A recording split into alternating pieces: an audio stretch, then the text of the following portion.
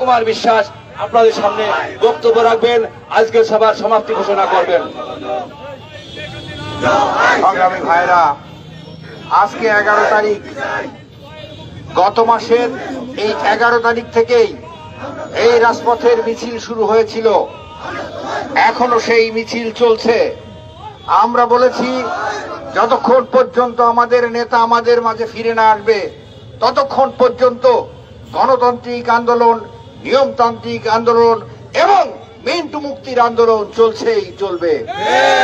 সংগ্রামী ভাই এবং বন্ধুরা আমার, আমরা পরিষ্কার করে বারবার বলছি, আমরা আনার হত্যার বিচার চাই, আমরা আনারের খুনিদের দৃষ্টান্তমূলক শাস্তি চাই, কিন্তু সেই খুনি হবে প্রকৃত খুনি, সেই অপরাধী হবে প্রকৃত অপরাধী।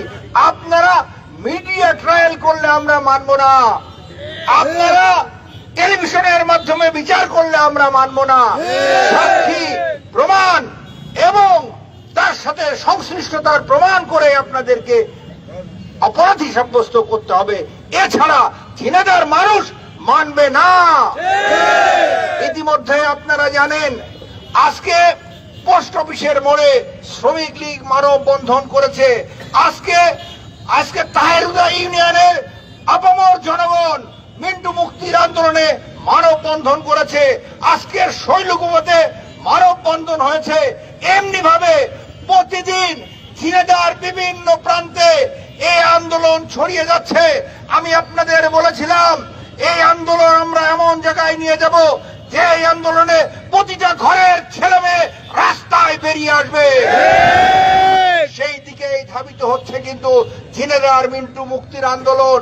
আমরা বলতে চাই, আর দেরি করা ঠিক হবে না, আর সময় ক্ষেপণ করা ঠিক হবে না।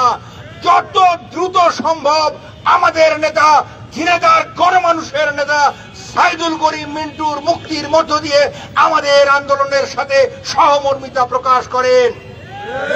সংগ্রামী ভাই এবং বন্ধুরা আমার, আমাদের লাবলু বলেছে টাকা ভাগাভাগির জন্য খুন হয়েছে, ব্যবসার কারণে খুন হয়েছে, বর্ডার সিন্ডিকেট নিয়ন্ত্রণের জন্য খুন হয়েছে, হুন্ডি ব্যবসায়ের জন্য খুন হয়েছে।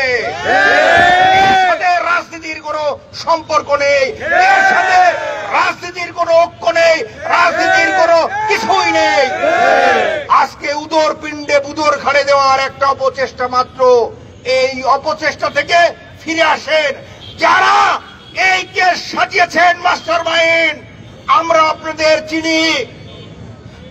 শাহিন যেমন মাস্টার মাইন্ড হিসেবে আনারকে খুন করেছে আমরা জানি, তেমনি মিন্টুকে গ্রেফতার করার মাস্টার মাইন্ড আপনারা যারা আছেন আপনাদেরকে আমরা চিনি। অতএব সাধু সাবধান, আর আগাবেন না। আগুনে পা দিলে পা পুড়ে ভস্ম হয়ে যাবে।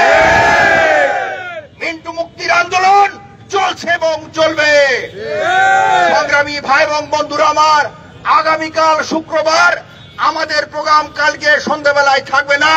আগামী শনিবার থেকে আবার যথারীতি আমাদের কর্মসূচি চলতে থাকবে। সবাইকে ধন্যবাদ জানিয়ে আমি আমার কথা শেষ করছি এবং আজকের সভা এখানে সমাপ্তি ঘোষণা করছি। জয় বাংলা, জয় বঙ্গবন্ধু।